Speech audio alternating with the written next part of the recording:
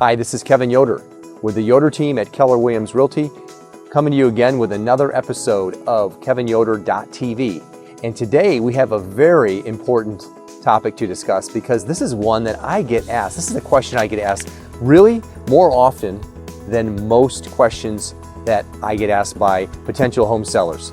And here it is. The question is, what do I do? I have a home to sell, but I don't want to sell my home until I find my next home. It's kind of the dilemma, right? And that's something we hear each and every day, probably a couple times, 2 or 3 times a day. So I want to address that question because it's an important one. And hopefully, if you're in that same situation, this will add some clarity around the right answer.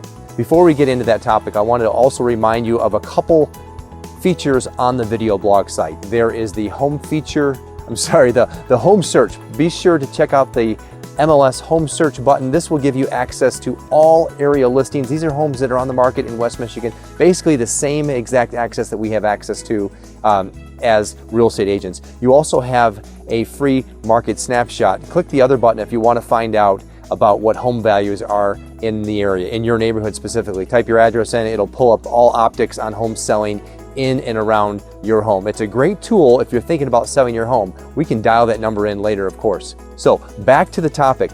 This is an important one. What do? I have a home to sell, and I also am afraid that I can't find the next home. This is happening because the inventory is low, and sellers are challenged because they're looking at the market, they're studying homes online, and they're not really finding a lot of homes out there. That's true. I mean, here it is, early spring. Today is April 1st, and this is no April Fool's joke. This is a big question and it gets asked of me every single day. So I wanted to put it out there as one of the first videos we're doing all year. So here's the truth of this.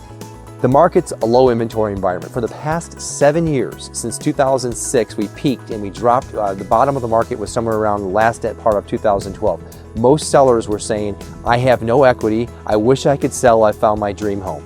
And I'd ask the question, what would you do if you could sell today? The answer was unequivocally, I will sell my home, but I can't because I'm upside down.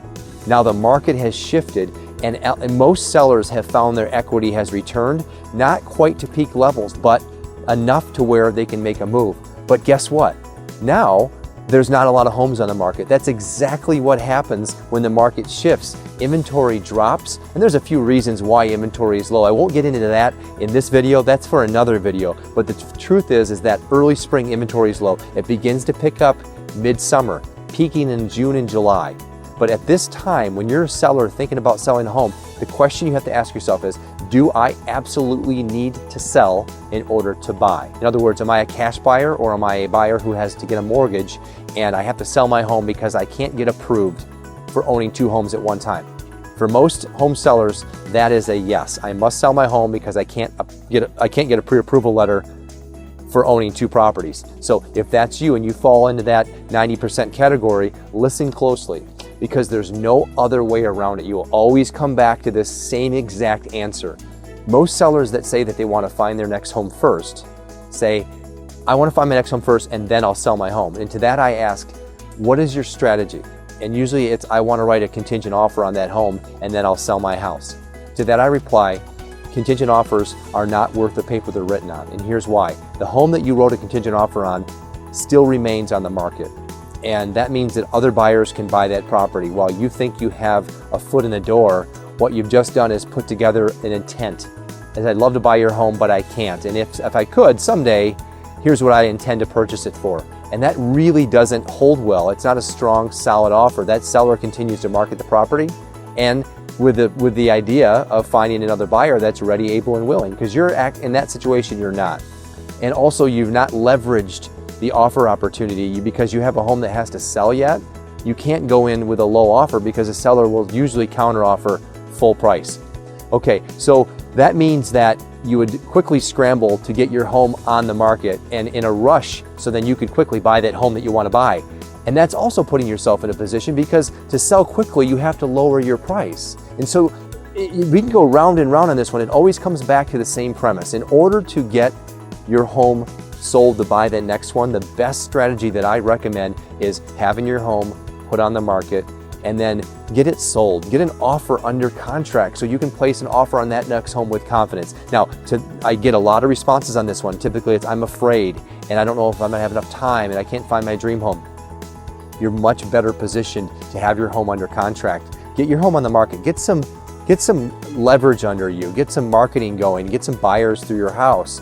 And then when you write an offer on that home, it's contingent upon just the closing of your property, not the sale and closing. It's a different contingency, a much more powerful position to be in, because at the end of the day, you're always going to be faced with that. I have to sell my home first, and we can get an offer on your home and just extend the closing date and give you some possession time, giving you up to 80 days after the time you get an offer. So I highly recommend this strategy. This is one that I get a lot of questions on. If you also have a question on this strategy, give me a call. I'd be more than happy to delve into it with you, because I want to make sure that you fully understand the magnitude. This is not a question that's going to go away anytime soon in this new market condition, and I hope this has been helpful to you.